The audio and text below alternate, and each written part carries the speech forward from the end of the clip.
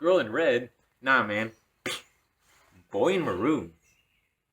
You know, because the beanie. That didn't work. This is Small Maroon Beanie Presents album review number 8. If I Could Make It Go Quiet by Girl in Red. Yeah.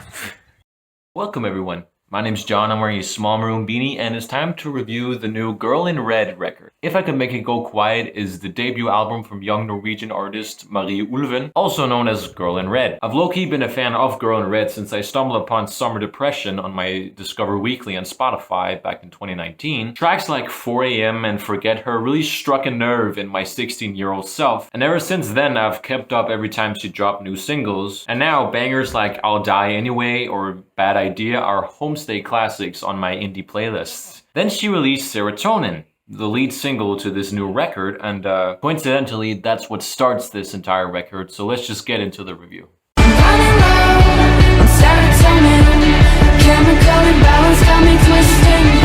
When Serotonin was released and the album was announced, I got worried. I'd always appreciated Girl in Red's intricate and honest songwriting, but the lyrics on Serotonin were tough to swallow. I thought the themes were pretty unoriginal and honestly kinda cringy. Furthermore, I didn't really know what to think of this new instrumentational palette that she's been making use of. I really enjoyed her lo-fi indie aesthetic, and Serotonin felt much more streamlined. But now the album is out and I've listened to Serotonin a bunch of times and it's grown on me a lot.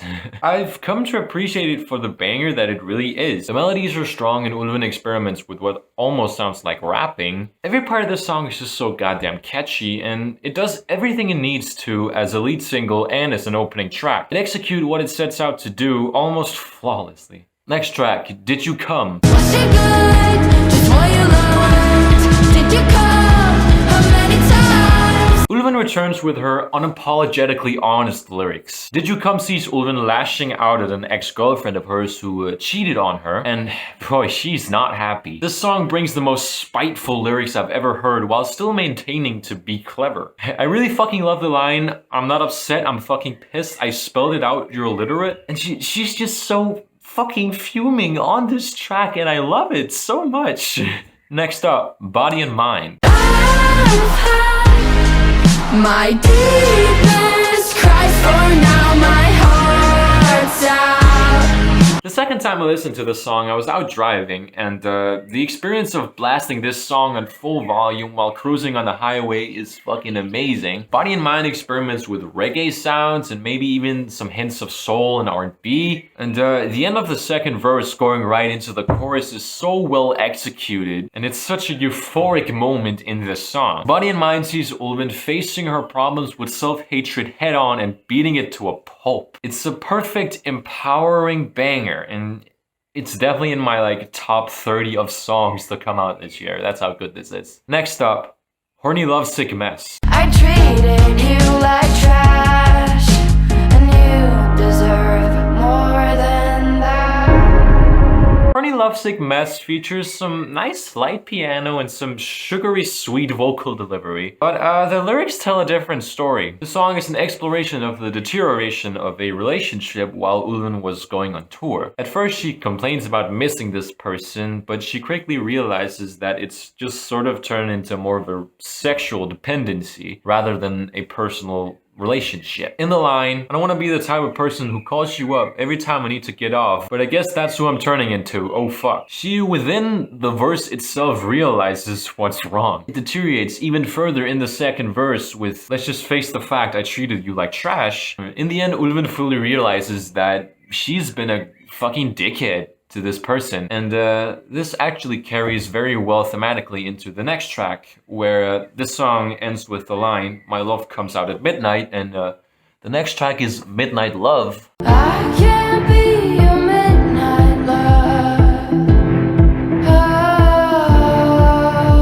love. Technically, Midnight Love was the first single of this album, but That was last year before we knew anything about an album coming out. I didn't think much of the song back then, but hearing it now in the context of the album, it puts it in a totally different light. Midnight Love takes an interesting approach in that it tells the story from the point of view of the person that Ulven has been treating like trash, supposedly the girl from the last song. The narrator on here meditates on the pains of being someone's second best. I think the essence of this song is one person treating a sexual encounter as an act of affection, whereas another simply treated it as a booty call. So here Ulven takes a look at herself from an outside perspective to process how much of a dickhead she's been to this person, and her regrets of that. And it's a nice nuance to see Ulven turn self-critical and thoughtful, whereas an album full of just her complaining would have gotten boring quickly.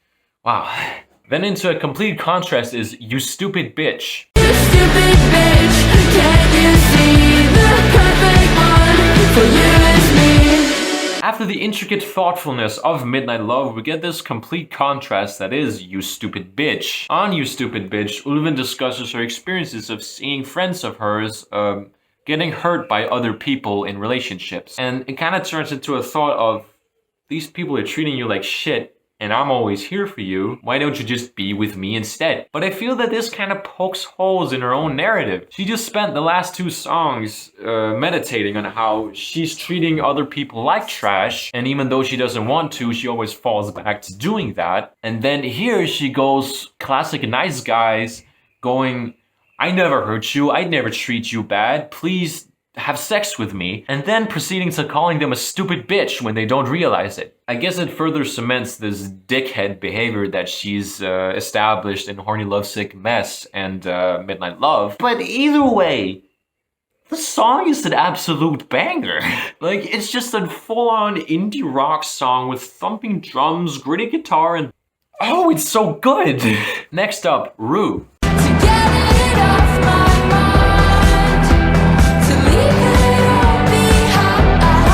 Rue is another single that I didn't think was going to be on this album, but alas, it is here. The title apparently references a character from the drama show Euphoria. The song kind of grows into a sort of letter for Ulven's family. She describes her problems with mental illness as a burden, not only to herself, but also as a burden of worry to her family. And here she promises that she will try to get help, she will try to get better, but not only for her sake, but also for her family's.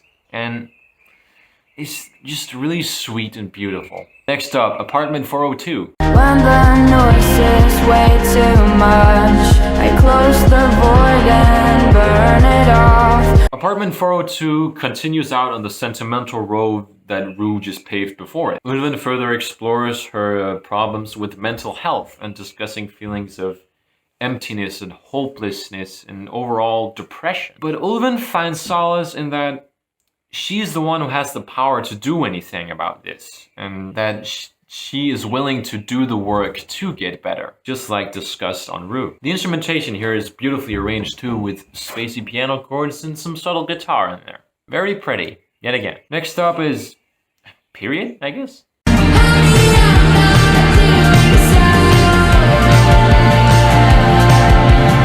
Period seems to follow the same narrative all the way back from Horny Lovesick Mess about a relationship that deteriorated due to too far distance for too long, this time giving a different angle on the whole thing, with Ulven fully sailing in the sentimental path that she's paved so nicely here. Period sees Ulven speaking about how this breakup has really taken a toll on her, and even though she wants to, she knows that she never gets to tell this person herself how she's feeling. Then in chorus grows more spacey and beautiful, with Ulven just almost screaming, honey, I'm not doing so well, and it's easy to just let yourself go in the music. Wow. Next up, I'll Call You Mine.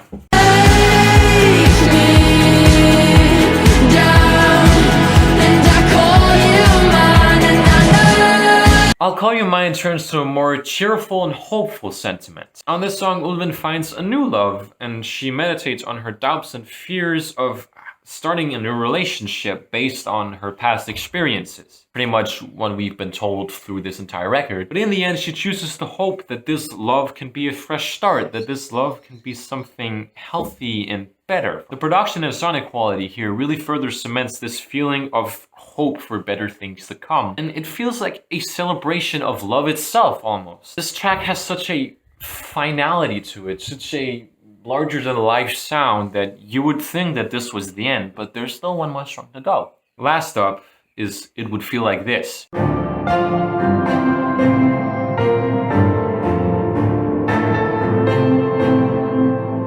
It Would Feel Like This is a simple minute-long serene piano and string piece that, even though it is very simple, it puts a nice dot over the I of this entire record. The title of the song finishes the sentence that the title of the record starts. So in full it would be, if I can make it go quiet, it would feel like this. And what Ulven is saying with this closer is that if she could let go of these intrusive thoughts of self-hatred and regret and depression go quiet, it would feel like just like this piano piece sounds. If she can let go of her problems, life would finally have meaning. And I believe there's a wonderful beauty in that. Let's conclude on this. I cannot live like this no more. Feeling a lifetime with the remorse. Wow, I did not expect this album to be this good. I had my worries that Girl in Red was not a project suited for the album format, but boy was I wrong. Ulven manages to deconstruct her own psyche from many nuanced angles, and it's a very beautiful road to that. The amount of variety on this album is amazing as well, with anything from indie rock bangers to almost something dream pop adjacent. I'd rate this album a solid 8.5 out of 10. Wow. That's all for this review. I hope you enjoyed. I will see you next week where I'll be taking a look at two highly anticipated albums. One of them being Bright Green Fields by Squid, and the other I'll keep as a bit of a surprise for now. So, have a good one, guys.